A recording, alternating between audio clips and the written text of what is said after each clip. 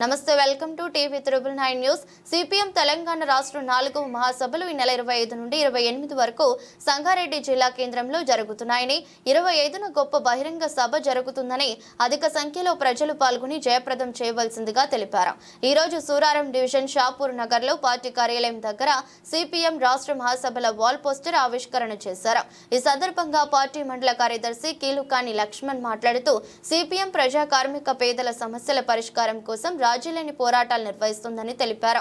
కార్యక్రమంలో కుత్బుల్లాపూర్ సిపిఎం మండల కమిటీ సభ్యులు బి సత్యం, పార్టీ సీనియర్ నాయకులు జి వెంకన్న మరియు ఆంజనేయులు, సునీల్ భీరయ్య, నర్సింగ్ రవి తదితరులు పాల్గొన్నారు। సిపిఎం పార్టీ తెలంగాణ రాష్ట్ర 4వ మహాసభలు జనవరి 25 నుంచి 28 వరకు సంగారెడ్డి పట్టణంలో జరుగుతూ ఉన్నాయి। ఈ మహాసభల జయప్రదం కోసం ఈరోజు కుత్బుల్లాపూర్ మండల కమిటీ ఆధ్వర్యంలో వాల్ పోస్టర్ని విడుదల చేయడం అనేది జరిగింది। గత 3 సంవత్సరాల క్రితం పార్టీ 3వ మహాసభలు జరిగినాయి।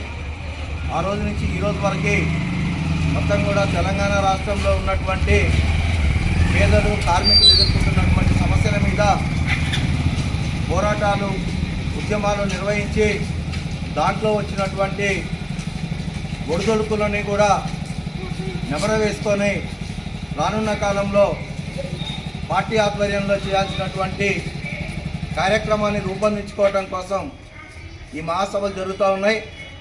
ఇప్పుడు కనుక తెలంగాణ రాష్ట్రంలో కనుక చూస్తే 2014లో తెలంగాణ రాష్ట్రం ఏర్పడితే 2025 వరకు కనుక చూస్తే ఈ రాష్ట్రంలో రాజకీయ నాయకులు హామీలు ఇవ్వటం సరిపోతుంది తప్ప వాటిని అమలు చేసే పద్ధతుల్లో ఉన్నటువంటి పరిస్థితి లేదు।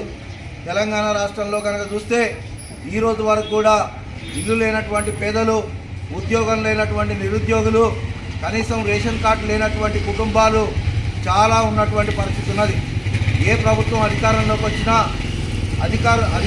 వచ్చిన తర్వాత అప్లికేషన్లతోటి, దరఖాస్తులతోటి హడావుడి చేస్తున్నారు తప్ప ఆ తర్వాత ఆ దరఖాస్తుల్ని పరిశీలన చేసి లబ్ధిదారుల ఎంపికలో పూర్తిగా వెనకబడుతున్నటువంటి పరిస్థితి ఉన్నది।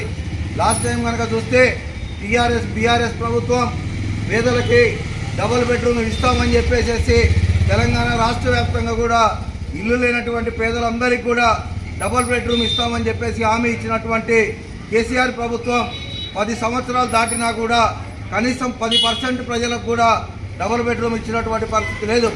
ఇంకో పక్కన మళ్ళీ రేవంత్ రెడ్డి ప్రభుత్వం అధికారంలోకి రాగానే రేవంత్ రెడ్డి గారు కూడా ప్రజాపాలన పేరుతోటి దరఖాస్తులు తీసుకొని ఈరోజు మళ్ళీ కూడా ప్రజల దగ్గరికి వచ్చి అప్లికేషన్ల సర్వేలతోటి, అప్లికేషన్ల యొక్క పరిశీలనతోటి హడావుడి చేస్తున్నటువంటి పరిస్థితి ఉన్నది।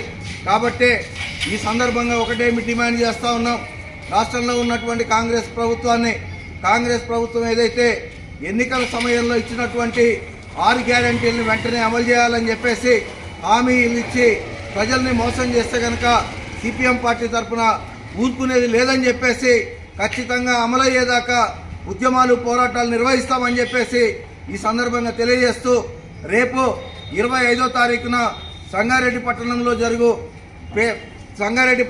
జరుగు భారీ బహిరంగ సభను పేదలు, కార్మికులు, ప్రజలు అధిక సంఖ్యలో పాల్గొని జయప్రదం చేయాల్సిందిగా ఈ సందర్భంగా తెలియజేస్తా ఉన్నాం।